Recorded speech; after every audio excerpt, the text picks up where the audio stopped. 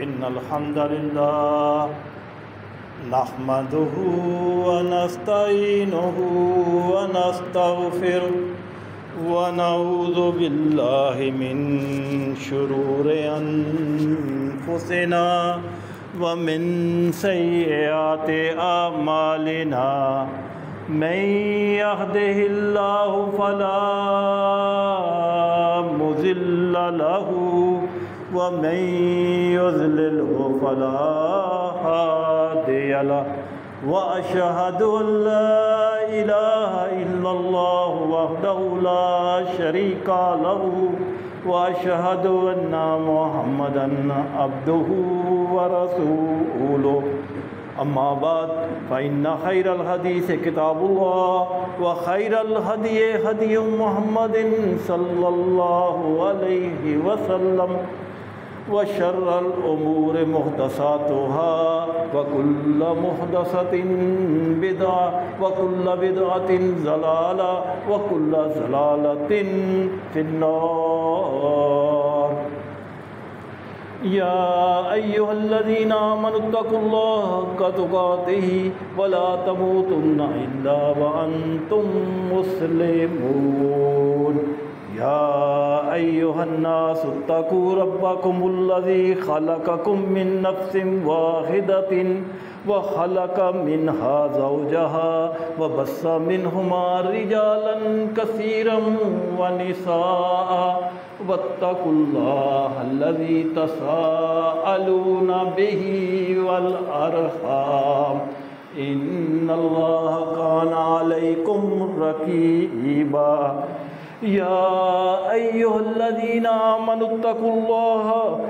وقولوا قولا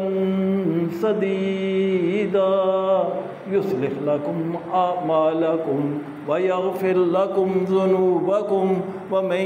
يطع الله ورسوله فقد فاز فوزا عظيما. اللهم صل على محمد وعلى آل محمد كما صليت على إبراهيم وعلى آل إبراهيم إنك حميد مجيد. اللهم بارك على محمد وعلى آل محمد كما باركت على إبراهيم وعلى آل إبراهيم إنك حميد مجيد. رب اشرح لي صدري ويسر لي أمري واحلل عقدة من لساني يفقهوا قولي. أما بعد فأعوذ بالله السميع العليم من الشيطان الرجيم.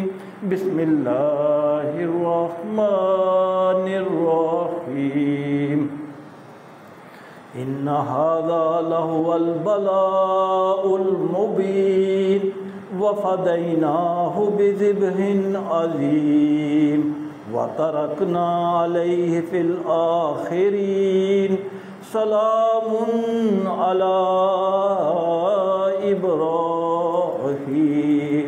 كذلك نجزي المحسنين إنه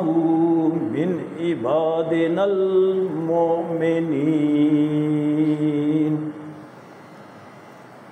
آج کے اس خطبہ جمعہ میں قربانی کا فلسفہ، اٹس امپورٹنس، قربانی کی فضیلت اور قربانی کی دو اقسام کو ان ڈیپتھ انشاءاللہ ایڈریس کروں گا. اللہ تعالیٰ سے دعا ہے کہ مجھے حق بات ہی بیان کرنے اور پھر ہم سب کو اس حق بات پر ہی کما حق کو عمل کرنے کی توفیق عطا فرمائے. آمین یا رب العالمین. محترم سامعین و سامعات، اگر قربانی کے فلسفے کو صرف ایک جملے میں کنکلوڈ کیا جائے تو قربانی کا مقصد ہے اللہ از دا ٹاپ پرائرٹی. انسانیت کو جن ہستیوں پر پراؤڈ ہے، فخر ہے، ان پرسنالٹیز میں ٹاپ آف دا لسٹ انبیاء اور رسول ہیں، اور پھر ان انبیاء اور رسولوں میں بھی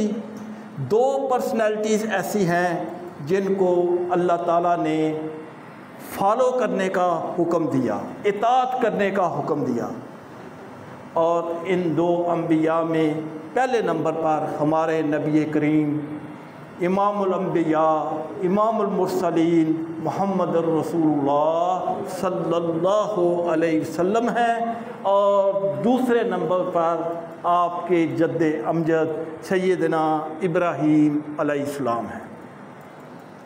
قرآن مجید فرقان حمید میں سورۃ البقرہ کی آیت نمبر 24 میں اللہ سبحانہ و تعالیٰ نے کیٹیگوریکلی اپنے بندے خلیل کا ذکر فرمایا۔ اللہ فرماتے ہیں وَإِذِ ابْتَلَىٰ إِبْرَاهِيمَ، جب آزمایا ابراہیم کو ربہ، اس کے رب نے بکلمات، مختلف باتوں میں، مختلف اگزام میں، مختلف ایکسرسائز میں آزما لیا، فَأَتَمَّهُنَّ، اور سیدنا ابراہیم ہر آزمائش میں پورے اترے۔ تو پھر اللہ سبحانہ تعالیٰ نے انعام کیا دیا؟ قالا، اللہ فرماتے ہیں انی جاعلک للناس اماما، اے ابراہیم تو میری ہر امتحان میں پاس ہو چکا ہے، آؤٹ اسٹینڈنگ گریڈ لیا ہے، لہذا میری طرف سے انعام یہ ہے کہ میں نے تمہیں تمام جہاں کے لوگوں کے لیے امام بنا دیا۔ سیدنا ابراہیم کی زندگی پر اگر غور کیا جائے تو پوری زندگی قربانیوں سے پر ہے۔ 86 سال کی عمر میں سیدنا ابراہیم علیہ السلام نے رو رو کر اللہ سے بیٹا مانگا، اور جب بیٹے کی عمر 12-13 سال ہوئی اور سیدنا ابراہیم علیہ السلام اس وقت 99 پلس یعنی 100 کے قریب عمر تھی، تو اللہ تعالیٰ نے سیدنا ابراہیم علیہ السلام کا فائنل امتحان لیا، last exam of his patient, اور وہ کیا تھا کہ اپنے بیٹے کو قربان کرو۔ سیدنا ابراہیم علیہ السلام کے 2 بیٹے تھے، سب جانتے ہیں، سیدنا اسماعیل علیہ السلام اور سیدنا اسحاق علیہ السلام۔ بڑے بیٹے جو تھے سیدنا اسماعیل سے، اور چھوٹے بیٹے جو تھے وہ سیدنا اسحاق تھے۔ قرآن مجید فرقان حمید کی سورۃ صافات کی 10 آیات میں 100 سے لے کر 110 تک اللہ سبحانہ و تعالیٰ نے سیدنا ابراہیم کے اس فائنل ایگزام کا کلائمیکس بیان فرمایا ہے کہ جب میرے خلیل ابراہیم نے دعا کی رب حب لی من الصالحین، اے اللہ، اے میرے رب مجھے بیٹا عطا فرما جو صالح ہو، فرما بردار ہو، تو اللہ فرماتے ہیں ہم نے ان کی دعا قبول کر لی، فبشرناہ بغلام حلیم، اور ان کو ایک حلیم بردبار بیٹے کی بشارت دے دی۔ فلما بلغ معہ سعیہ، جب یہ بردبار بیٹا سیدنا اسماعیل اس قابل ہوا، اس عمر کو پہنچا کہ باپ کی ہیلپ کرے، یعنی اراؤنڈ 11-12 سال کے تھے، تو سیدنا ابراہیم علیہ السلام نے کہا یا بنیا، اے میرے بیٹے، انی ارا فی المنام، میں خواب میں دیکھ رہا ہوں، انی اذبحک، کہ میں تمہیں ذبح کر رہا ہوں، فانظر ماذا تری، تمہاری کیا رائے ہے؟ قالا، تو سیدنا اسماعیل علیہ السلام نے کہا یا ابت افعل ما تؤمر، اے ابا جان جو آپ کو اللہ نے حکم دیا ہے وہ کر گزریے، ستجدنی انشاء اللہ من الصابرین، آپ انشاءاللہ مجھے صبر کرنے والوں میں پائیں گے، کیونکہ باپ بھی نبی تھا، بیٹا بھی نبی تھا۔ آگے اللہ نے وہ سینیریو کھینچا، فلما اسلما، کہ جب دونوں باپ بیٹا تیار ہو گئے تو وَطَلَّهُ لِلْجَبِينِ، اور سیدنا ابراہیم علیہ السلام نے اپنے بیٹے کی پیشانی زمین کے اوپر رکھی. وَنَادَيْنَاهُ اَيْ يَا ابراہیم، تو ہم نے جب یہ فزیکل سینیریو دیکھا کہ باپ بیٹا ریڈی ہو گئے ہیں، بیٹا ذبح ہونے کے لیے تیار ہو گیا ہے، باپ ذبح کرنے کے لیے تیار ہو گیا ہے، اور نہ صرف تیار ہو گیا بلکہ لٹا دیا، چھری پکڑ لی، تو اللہ فرماتے ہیں ہم نے جب یہ سارا فزیکل سینیریو دیکھا، وَنَادَيْنَاهُ اَيْ يَا ابراہیم، تو ہم نے آواز دی اے ابراہیم، قد صدقت الرؤیا، تحقیق تم نے اپنا خواب جو ہے وہ سچ کر دکھایا ہے. اللہ انا کذالک نجزی المحسنین، ہم نیک لوگوں کو ایسا ہی بدلہ دیتے ہیں. ان ھذا لہو البلاء المبین، بے شک بیٹے کو ذبح کرنا ایک کھلی آزمائش تھی، چھوٹا کام تھا. وفدیناہ بذبح عظیم، تو ہم نے اسماعیل کے بدلے میں ایک بڑا جانور ذبح کرنے کے لیے دیا. وَتَرَكْنَا عَلَيْهِ فِي الْآخِرِينَ، اور آنے والے قیامت تک کے لوگوں کے لیے اس کو سنت قرار دے دیا، سنت کے طور پر باقی رکھا. سلام علی ابراہیم، ابراہیم پر سلامتی ہو. کذالک نجزی المحسنین، ہم اپنے نیکی کرنے والے نیک لوگوں کو ایسا ہی بدلہ دیتے ہیں، کیونکہ انہ من عبادنا المومنین، وہ ہمارے مومن بندوں میں سے تھا. یہ کلائمیکس اللہ سبحانہ تعالیٰ نے بیان فرمایا، اور اس پورے واقعہ سے یہ بات کنفرم ہو گئی کہ انبیاء کا خواب جو ہوتا ہے وہ وہی ہوتا ہے، وہی کی ایک قسم ہے. آج کا بزرگ کوئی اگر یہ خواب دیکھتا ہے اور کسی کے بیٹے کو یا اپنے بیٹے کو ذبح کرتا ہے تو وہ خواب نہیں دیکھتا بلکہ وہ شیطانی وسوسہ ہوتا ہے. صرف انبیاء اگر دیکھیں تو وہ خواب وہی ہوتا ہے. آج کا بزرگ پیر خواب دیکھ کر کوئی اگر فیصلہ کرتا ہے، کوئی اعلان کرتا ہے، تو وہ اس کا خواب جو ہے وہ وہی نہیں ہے. اور دوسری بات ان آیات سے یہ واضح ہوئی کہ ابراہیم علیہ السلام کی اس قربانی کو اللہ تعالیٰ نے قیامت تک کے لیے آنے والے مسلمان کے لیے سنت بنا دیا، اور اس تاریخ کو تمام اہل ایمان دنیا بھر میں جانور قربان کرتے ہیں، اور سیدنا ابراہیم کی وفاداری اور جان ساری کے اس عظیم الشان واقعہ کو تازہ کرتے ہیں.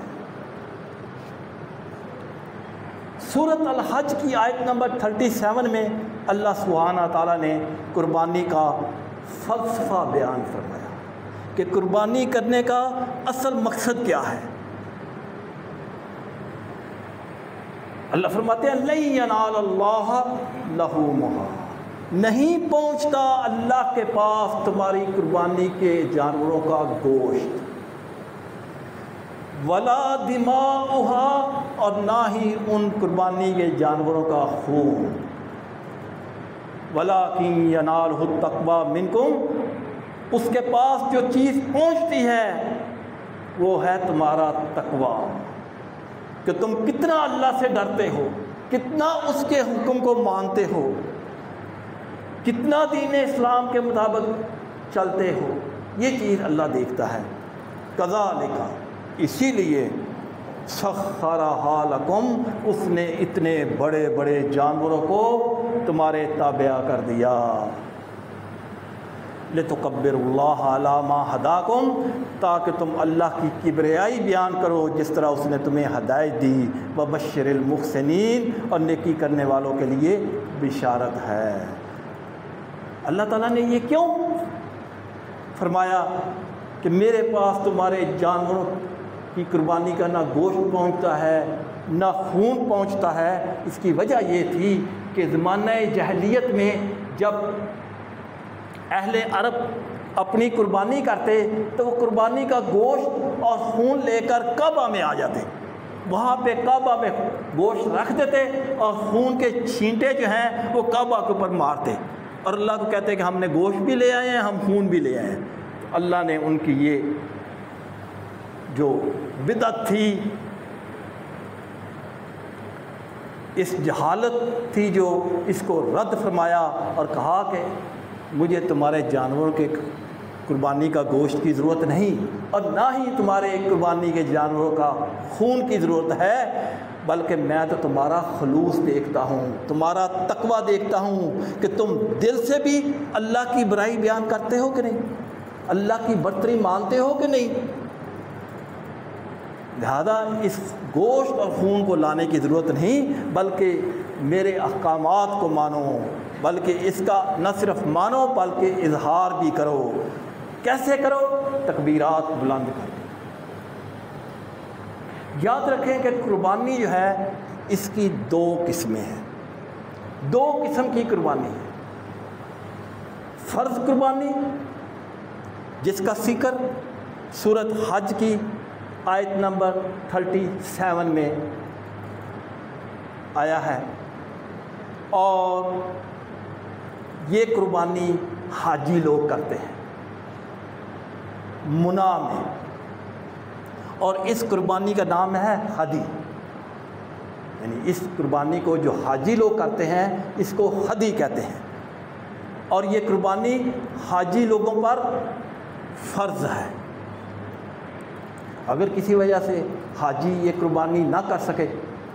ڈیو ٹو اینی ریزن، جیب کٹ گئی ہے، یا اس نے جانور تو خرید لیا، جانور گم ہو گیا، یا جانور مر گیا ہے، اب اس کے پاس پیسے نہیں ہیں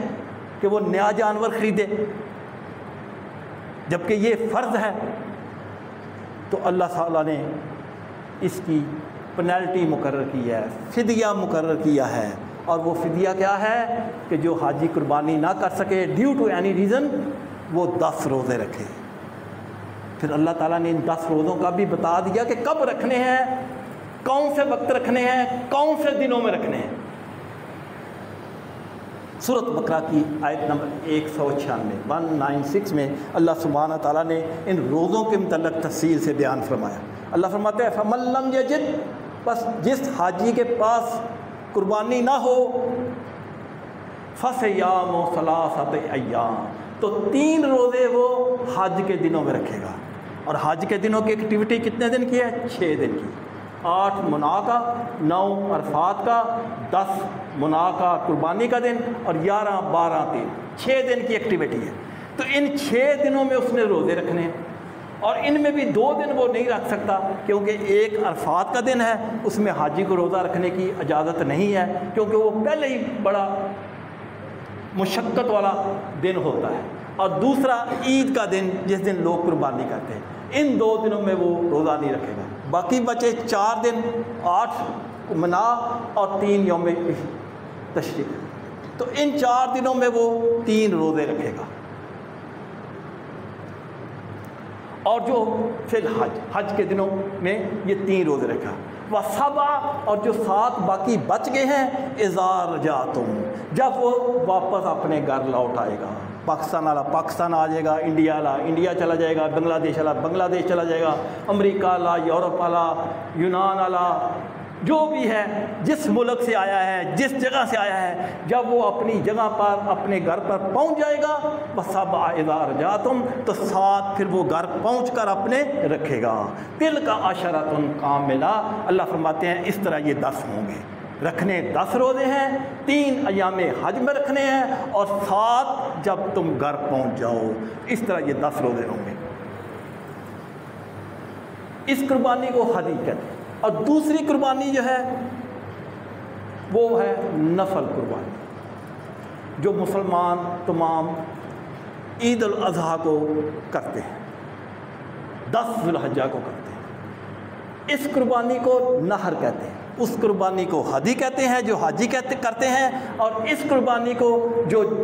جنرل مسلمان پوری دنیا میں کرتے ہیں اس کو نہر کہتے ہیں۔ اس کا بھی حکم اللہ سبحانہ تعالیٰ نے قرآن مجید کی سورۃ کوثر کی آیت نمبر 2 میں دیا ہے، فَصَلِّ لِرَبِّكَ وَانْحَرْ، بس نماز پڑھیے اور قربانی کیجیے۔ یہ قربانی جو ہے یہ سنت ہے، اور سنتے موقدہ ہے، اور اس کے لیے ہے جو صاحب استطاعت ہے۔ صاحب استطاعت کے اوپر یہ قربانی واجب ہے، جس کے پاس پیسے ہیں وہ قربانی کر۔ اس کے لیے کوئی نصاب مقرر نہیں،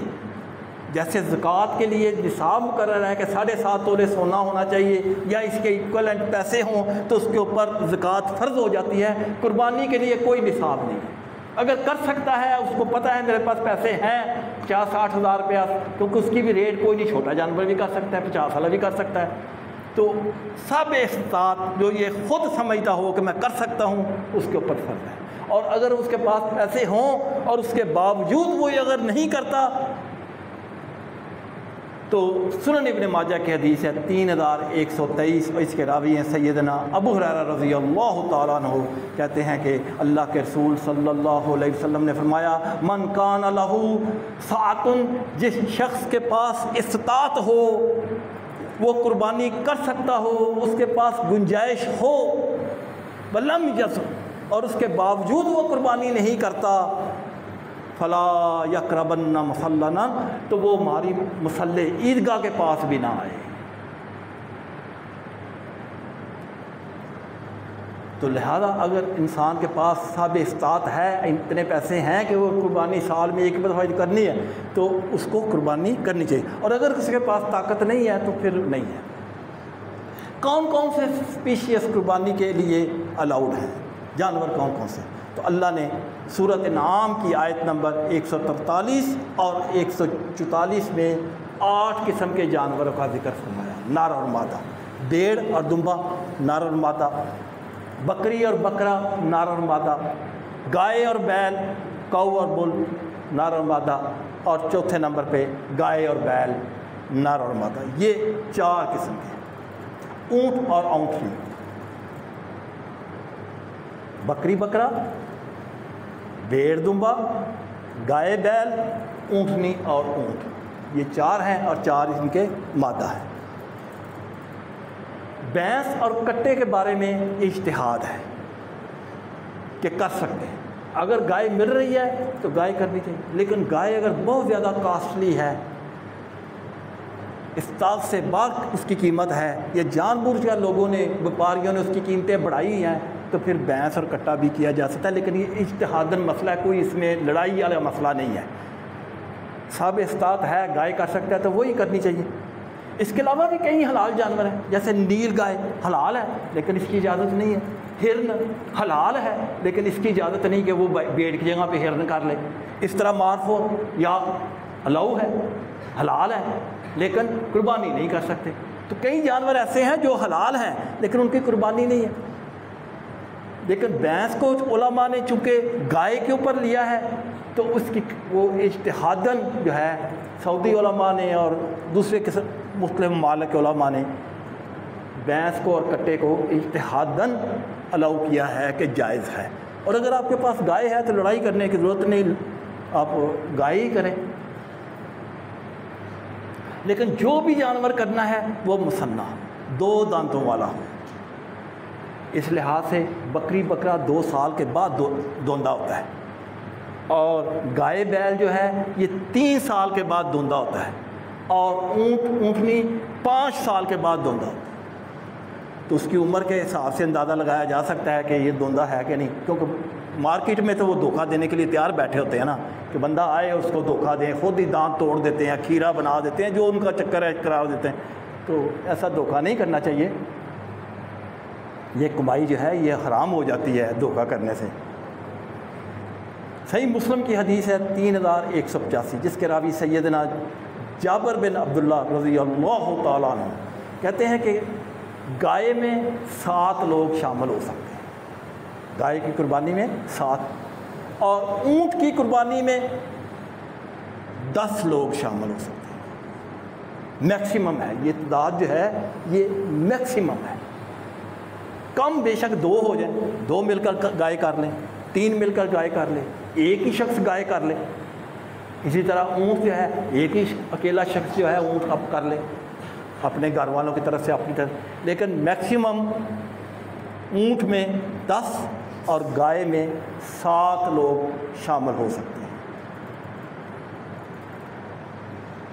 سنن ابو داؤد کی حدیث ہے 2802، اور ترمذی میں بھی یہ حدیث ہے 1504، اور سنن ابن ماجہ میں بھی حدیث موجود ہے 3145، اور سنن نسائی میں بھی حدیث موجود ہے 4382۔ حدیث کی 4 کتابوں میں یہ حدیث موجود ہے، اور اس حدیث کے راوی ہیں سیدنا برا بن عازب رضی اللہ تعالی عنہ۔ روایت کرتے ہیں کہ اللہ کے رسول صلی اللہ علیہ وسلم نے فرمایا 4 جانور ایسے ہیں لا یجوزو، جو جائز نہیں فی الاضحی، کہ ان کی قربانی کی جائے، یعنی 4 جانوروں کی قربانی جو ہے وہ جائز نہیں ہے۔ اور ان 4 جانور کی تفصیل حدیث میں موجود ہے کہ کانا جانور، ایسا جانور جس کا کانا پن ظاہر ہو، صاف نظر آ رہا ہو کہ یہ کانا ہے۔ نمبر 2 لنگڑا جانور، کہ اس کو آپ چلا رہے ہیں تو وہ ٹانگ، ایک ہوتا ہے ٹانگ تھوڑی سی زخمی ہو جائے اتارتے ہوئے یا کچھ اس طرح سے وہ لنگڑا کر، ایک ہے واقعی وہ لنگڑا ہے۔ بعض کا تو جانوروں کو 2-2-3 ٹرک میں ڈالے ہوتے ہیں، نیچے ہوتے ہیں، اس کے اوپر 4 پہیے رکھ کے اوپری منزل بنائی ہوتی ہے، پھر اس کے اوپر ایک تیسری منزل بنائی ہوتی ہے، اور ان 3 منزلوں سے جب وہ اتارتے ہیں تو ایک آدھا جانور وہ نیچے اتار دیتے ہیں، باقی کو کہتے ہیں بکروں کو کہ وہ پہلے جانور کو دیکھ کے خود چھانے لگائیں، تو پھر جانور جو ہے نا وہ تیسری منزل کے اوپر جو انہوں نے بنائی ہوتی ہے 4 پہیوں کی، وہاں سے چھلانگیں لگاتے ہیں، اور چھلانگیں لگاتے ہوئے بیچارے گر بھی جاتے ہیں۔ تو اس کی ٹانگ ٹوٹی ہوئی نہ ہو جس کی وجہ سے اس کا لنگڑا پن ظاہر ہو، ویسے زخمی ہو گیا صحیح ہونے والا ہے تو وہ ٹھیک ہے۔ اسی طرح بیمار جانور، کیسا جانور جو فزیکلی نظر آ رہا ہے بیمار ہے، ورنہ تو منڈی میں آپ دیکھیں تو ہر جانور کو زکام ہوا ہوتا ہے، کھانسی ہوئی ہوتی ہے، وہ کیا کہتے ہیں ناک سے منہ سے وہ رالیں نکل رہی ہوتی ہیں، تو نہیں، واقعہ ہی بیمار ہو، یعنی لاغر ہو، اس میں کوئی مخ نہ ہو، صاف پتہ چل رہا ہے ہڈیاں نکلی ہیں جانور کی، تو ایسا جانور نہیں۔ اور چوتھا کان کٹا یا سینگ ٹوٹا ہو، جس کے پیدائشی بعض جانوروں کے پیدائشی سینگ ہوتے ہی نہیں ہیں، تو جس کے پیدائشی سینگ نہیں ہے وہ الگ ہے، ادروائز جس کا سینگ ٹوٹ گیا ہے کسی وجہ سے، لڑائی کی وجہ سے، گرنے کی وجہ سے، تو ایسا جانور بھی الاؤ نہیں ہے۔ اور قربانی کا جانور عید کی نماز پڑھنے کے بعد کرنے کا حکم ہے۔ اگر کوئی شخص غلطی سے یا جان بوجھ کر اپنا جانور عید کی نماز سے پہلے ذبح کر لیتا ہے تو وہ عام قربانی ہے۔ صحیح بخاری کی حدیث ہے 5556 اور 5561، جس کے راوی ہیں سیدنا انس بن مالک رضی اللہ تعالی عنہ۔ روایت کرتے ہیں کہ اللہ کے رسول صلی اللہ علیہ وسلم نے فرمایا من ذبح، جس نے قربانی کر لی قبل الصلاۃ، عید کی نماز پڑھنے سے پہلے، فَإِنَّمَا يَذْبَحُ لِنَفْسِهِ، تو تحقیق اس نے یہ جانور جو ذبح کیا ہے یہ اپنے کھانے کے لیے کیا ہے۔ جانور حرام نہیں ہوتا، اس کا گوشت حلال ہی رہتا ہے، لیکن اللہ کے نبی نے فرمایا کہ پھر اس نے اپنے کھانے کے لیے، جیسے عام جانور ذبح کیا جاتا ہے، اس نے اپنے عام کھانے کے لیے جانور کو ذبح کیا ہے۔ وَمَنْ ذَبَحَ بَعْدَ الصَّلَاةِ، لیکن جس نے نماز عید پڑھنے کے بعد جانور کی قربانی کی، فقط تم نسکہ، تو تحقیق اس کی قربانی پوری ہوئی۔ وَأَصَابَ سُنَّتُ الْمُسْلِمِينَ، اور اس نے مسلمانوں کی سنت کو پا لیا۔ تو لہذا یاد رکھنا چاہیے کہ قربانی جو ہے وہ نماز عید پڑھنے کے بعد کرنی ہے، اور نماز عید انشاءاللہ مسجد میں 6 بجے ادا کی جائے گی، کیونکہ گرمی بھی کافی ہے اور قربانی بھی کرنی ہے، اس لیے انشاءاللہ 6 بجے اس مسجد میں نماز عید ادا کی